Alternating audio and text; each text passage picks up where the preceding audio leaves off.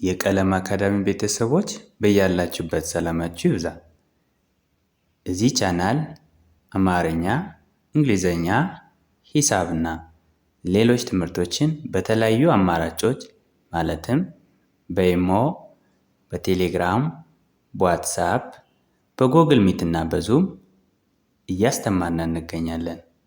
በየትኛውም ዓለም ሆናችሁ በአጭር ጊዜ ውስጥ አማርኛን፣ እንግሊዘኛን፣ ሂሳብና ሌሎች ትምህርቶች ማወቅ የምትፈልጉ ካላችሁ +251 9 23 14 67 69 ስልካችን ነው። በማንኛውም ሰዓት ደውላችሁ በመመዝገብ መማር ትችላላችሁ። ለቻናሉ አዲስ ከሆናችሁ ላይክ፣ ሼር፣ ሳብስክራይብ ማድረግን እንዳትረሱ። ዛሬ ይዤላችሁ የመጣሁት ድርብ ቃላት ወይም ኮምፓውንድ ወርድስ የምንላቸውን ይሆናል። እነዚህ ድርብ ቃላት ወይም ኮምፓውንድ ወርድስ የምንላቸው ሁለት የተለያዩ ትርጉም ያላቸው ቃላት አንድ ላይ አጣምረን ስናነባቸው ሌላ አዲስ ትርጉም ያለው ቃልን መፍጠር የሚችሉ ቃላት ናቸው ማለት ነው። እነዚህ ቃላት ምን እንደሚመስሉ በደንብ እናያለን ማለት ነው። ደብተርና እስክርቢቶ ይዛችሁ ቪዲዮውን እያቆማችሁ እየጻፋችሁ በደንብ መለማመድ ይኖርባችኋል ማለት ነው። ወደ ክላሳችን ስናልፍ እንደ እርሳችን የተጠቀምነው ድርብ ቃላት ወይም ኮምፓውንድ ወርድስ እንላለን። በእንግሊዝኛ ኮምፓውንድ ወርድስ ይባላሉ። እዚህ ድርብ ቃላት የምንላቸው ኮምፓውንድ ወርድስ ይባላሉ ማለት ነው። እነዚህ ምን እንደሚመስሉና እንዴት መጻፍ ማንበብ እንደምንችል እናያለን። አብሮ እያነበብን እኔ እዚህ ጋር ቃል አንድ ይላል። ቃል ዋን ቃል አንድ በዚህ ብሎክ መጀመሪያ ትርጉም ያለው ቃል እዚህ ጋር አለ። ሌላ ደግሞ ቃል ሁለት ሌላ ሁለተኛ ቃል ደግሞ እዚህ ጋር አለ። ስለዚህ ቃል አንድ ሲደመር ቃል ሁለት ሌላ አዲስ ቃል ይፈጥራል ማለት ነው። ሌላ አዲስ ቃል ይፈጥራል። እዚህ ጋር የእነሱ ጥምር ደግሞ እዚህ ጋር እዚህ ብሎክ አለ ማለት ነው። ከዛ የዚህ የአዲሱ ቃል ትርጉሙ ወይም ሚኒንጉ ምን ይሆን የሚለውንም በዛው እያየን እንሄዳለን። እሺ የልብ የሚል ቃል እንዳለ እዚህ ጋር ደግሞ ስንመጣ ጓደኛ እዚህ ጋር ጓደኛ የሚል ቃል ሁለት አለ ማለት ነው። ስለዚህ ቃል አንድ ሲደመር ቃል ሁለት አዲስ ቃል ይሰጣል ብለናል። ስለዚህ ቃል አንድ ምን ይላል?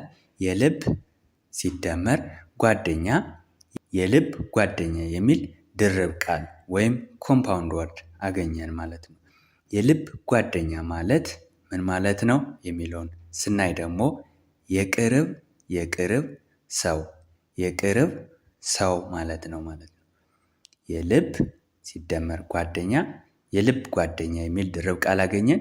የዚህኛው ትርጉም ደግሞ የቅርብ ሰው ማለት ነው። ኦኬ እዚህ ጋር ስንመጣ እግር ሲደመር እዚህ ጋር ስንመጣ ደግሞ እግር የሚል ቃል እንዳለ እዚህ ጋር ቃል ሁለት ጋር ስንመጣ ኳስ የሚል ቃል ሁለት አለ ማለት ነው። እነዚህ ሁለቱንም ቃላት ቃል አንድ ሲደመር ቃል ሁለት ማለትም እግር ሲደመር ኳስ አንድ ላይ እግር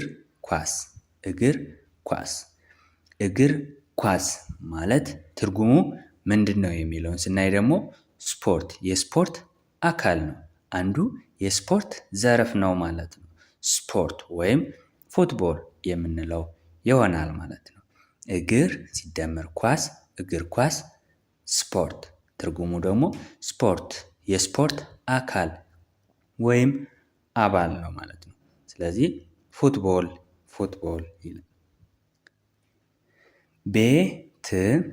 ቤት የሚል ቃል እንዳለ ሰራተኛ ቤት የሚል ቃል እንዳለ ሰራተኛ የሚል ቃል ሁለት አለ። እነዚህ ሁለቱን ቃላት አጣምረን አንድ ላይ ስናነብ ቤት ሰራተኛ የሚል ድርብ ቃል አገኘን ማለት ነው።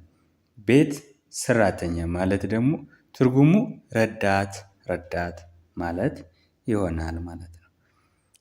ምግብ ምግብ የሚል ቃል አንድ አለ። ቤት ቤት የሚል ቃል ሁለት አለ።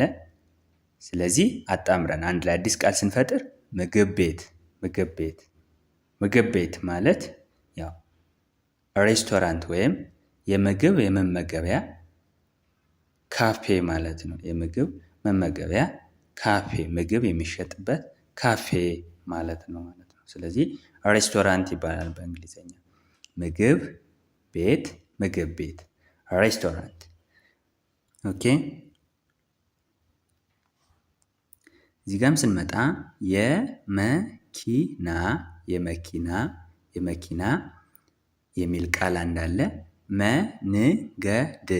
መንገድ መንገድ የሚል ሌላ ቃል ሁለት አለ ማለት ነው። ስለዚህ ቃል አንድ ሲደመር ቃል ሁለት ሌላ አዲስ ቃል የመኪና መንገድ የሚል ትርጉም ያለው ቃል መሰረትን ማለት ነው። እዚህ ጋር የመኪና መንገድ ማለት ትርጉሙ ደግሞ እንደምናውቀው የመኪና መስመር መኪና የሚሄድበት መስመር ነው ማለት ነው። ኦኬ ሆድ አንድ ቃል ነው። ባሻ ሌላ ቃል ነው ማለት ነው። ሆድ ባሻ የሚሉትን ሁለቱንም ቃላት አንድ ላይ አጣምረን ሌላ አዲስ ቃል ስንፈጥር ሆደ ባሻ ሆደ ባሻ ማለት ደግሞ ምን ማለት ነው የሚለውን ስናይ ቶሎ የሚያዝን ወይም ሩህሩህ ሰው ሆደ ባሻ ይባላል ማለት ነው። ኦኬ አፍ ሲደመር ወርቅ አፍ ሲደመር ወርቅ አፈወርቅ የሚል ድርብ ቃል እናገኛለን።